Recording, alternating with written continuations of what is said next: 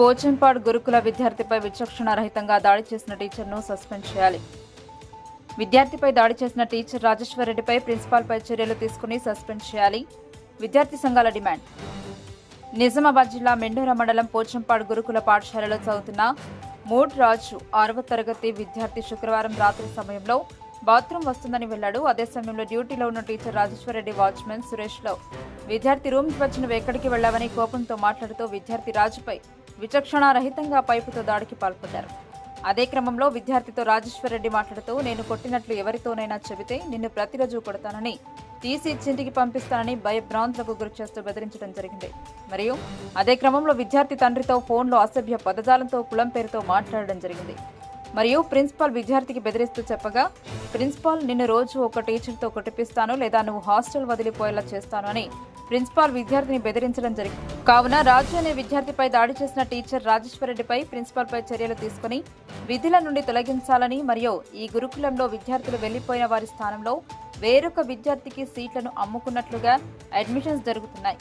కావున తమరు సక్రమంగా విచారణ జరిపి విద్యార్థిపై దాడి చేసిన వారిని చర్యలు తీసుకోవాలని విద్యార్థి సంఘాలుగా మేము కోరడం జరుగుతోంది. ఈయన ఆగకుండా అంటే రోజు ఒకసారి పనిష్మెంట్ ఇస్తాడు, లేకపోతే సపరేట్ తీసుకొని జరిగింది. ఇందులో భాగంగానే పోచంపాడు పాల్కొండ దగ్గర పోచంపాడులో 6th క్లాస్ రాజు అనే విద్యార్థి గురుకులాలు ఇక్కడ ఎస్టీ గురుకులాలు చదువుకుంటా ఉన్నాడు.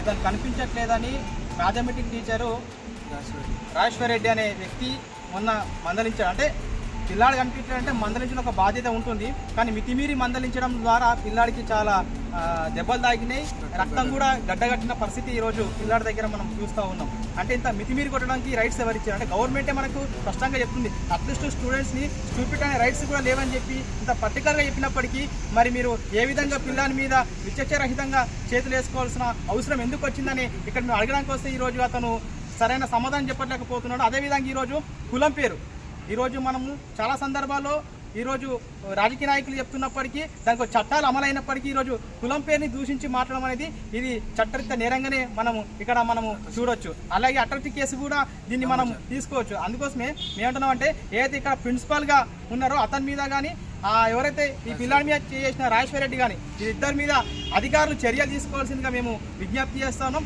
లేని ఏడల విద్యార్థి ఉద్యమాలు బలోపేతం చేస్తాం. అదేవిధంగా ఈ కులం పేరు అనేది ఇక్కడ ఉండకూడదు, కులం పేరుని దూషించడం వల్ల అతని మీద అట్రాసిటీ కేసు నమోదు చేస్తామని విషయాన్ని కూడా మేము గుర్తు చేస్తున్నాం. దీనిపైన అధికారులు చర్యలు తీసుకోకపోతే మాత్రము విద్యార్థి ఉద్యమాల ద్వారా పెద్ద ఎత్తున కార్యక్రమం చేయాల్సిన అవసరం ఉంటుంది.